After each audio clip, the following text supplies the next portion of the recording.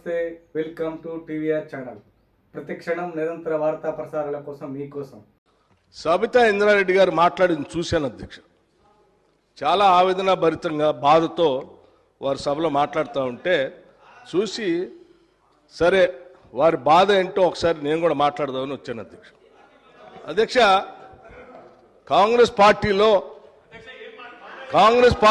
2004 కంటే ముందు వేరే పార్టీలో ఉన్నటువంటి సబితా ఇంద్రారెడ్డి గారిని కాంగ్రెస్ పార్టీలో చేర్చుకొని టికెట్ ఇచ్చి వారిని 5 సంవత్సరాలు ఫుల్ ఫ్లెడ్జ్డ్గా మంత్రి చేసి 2009లో మళ్ళీ టికెట్ ఇచ్చి మళ్ళీ మంత్రి చేసి ఒక దశాబ్ద కాలం అధ్యక్ష అత్యంత ముఖ్యమైనటువంటి పోర్ట్ఫోలియోలు వారికి ఇచ్చి ఒక దశాబ్ద కాలం వారు మంత్రిగా కాంగ్రెస్ పార్టీ చేసింది అధ్యక్ష. 2009 వినండి, 2009 నుంచి 2014 వరకు మంత్రిగా ఉన్నటువంటి సబితా ఇంద్రారెడ్డి గారికి 2014లో కూడా కాంగ్రెస్ పార్టీ టికెట్ ఇచ్చింది అధ్యక్ష. సరే, దురదృష్టమో అదృష్టమో 2014లో కాంగ్రెస్ పార్టీ అధికారంలో రాలేదు, టీఆర్ఎస్ పార్టీ అధికారంలోకి వచ్చింది అధ్యక్ష. కాంగ్రెస్ పార్టీ బాగా ఆలోచన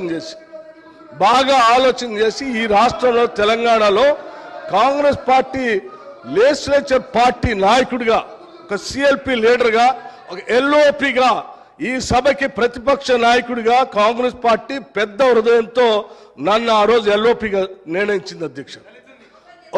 ఒక బలహీన వర్గాల దళిత వర్గానికి సంబంధించి నన్ను ఒక సిఎల్పి లీడర్గా చేసి ఈ రాష్ట్ర చరిత్రలో ఇంతవరకు సిఎల్పి లీడర్గా ఏ దళితుడిని చేయలేదు అధ్యక్ష. మొట్టమొదటిసారి నన్ను చేసి అక్కడ కూర్చోబెడితే ఒక దశాబ్ద కాలం మంత్రిగా పనిచేసి కాంగ్రెస్ పార్టీలో అన్ని పదవులు అనుభవించినటువంటి సబితా ఇంద్రారెడ్డి గారు నా వెనకుండి నన్ను ఎల్ఓపిగా నిలబెట్టాల్సింది పోయి కేవలం అధికారం కోసం నేను వారి ఇంటికి వెళ్ళి కూడా అడిగాను అధ్యక్ష.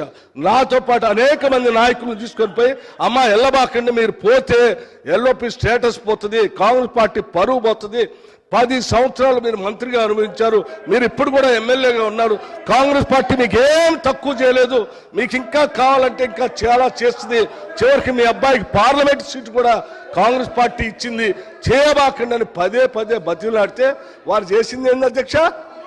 ఒక్కసారైనా ఆలోచన చేశారా? మీరు ఏం ఆలోచన చేశారు అధ్యక్ష?